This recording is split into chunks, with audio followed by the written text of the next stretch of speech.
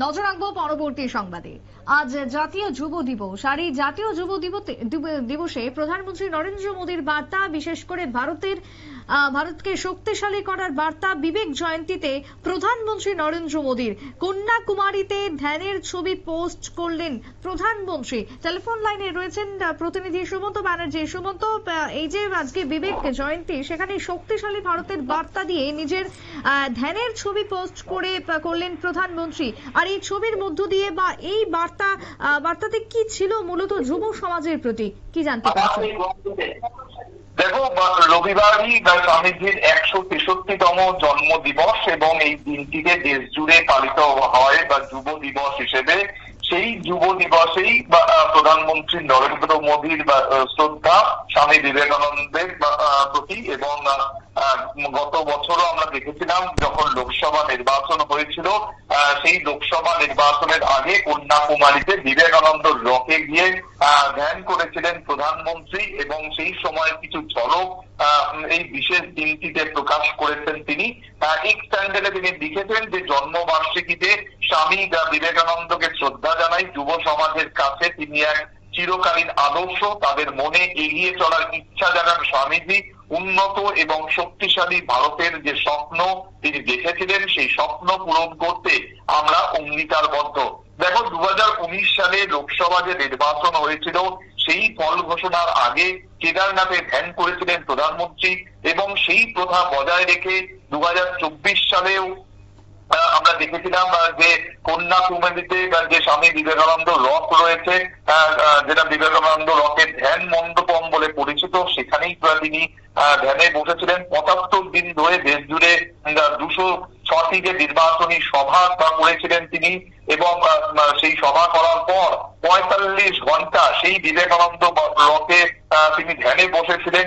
131 বছর আগে এখানেই কিন্তু ধ্যান করেছিলেন স্বামী বিবেকানন্দ, এবং সেই ইতিহাস সেই সময় ছুঁয়ে রেখেছিলেন প্রধানমন্ত্রী।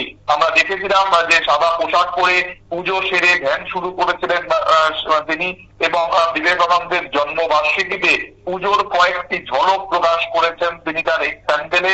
এছাড়াও দেশের নানা জায়গায় উন্নয়নের ছবিও তুলে ধরেছেন প্রধানমন্ত্রী।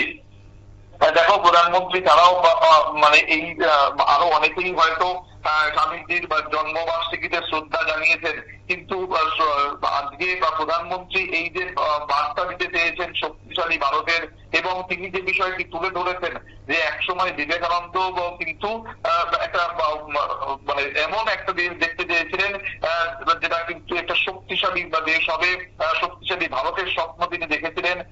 সেই কথা কিন্তু বারবার আমরা প্রধানমন্ত্রীর মুখে শুনে থাকি, সেই কথা কিন্তু আমরা বারবার বিজেপি নেতাদের মুখে শুনে থাকি যে আজকে প্রধানমন্ত্রী নরেন্দ্র মোদী তিনি কিন্তু একটা শক্তিশালী ভারত গড়ার জন্য অঙ্গীকারবদ্ধ। এই বিষয়টি বারবার কিন্তু প্রধানমন্ত্রী নরেন্দ্র মোদীর গলাতে তো অবশ্যই বিজেপি নেতাদের গলাতে বারবার করে উঠে আসে, এবং সেই বিষয়টিকে আজকে স্বামীজির সেই স্বপ্নকে সত্যি করতেই প্রধানমন্ত্রী নরেন্দ্র মোদী যে তিনি তার কাজ চালিয়ে যাচ্ছেন।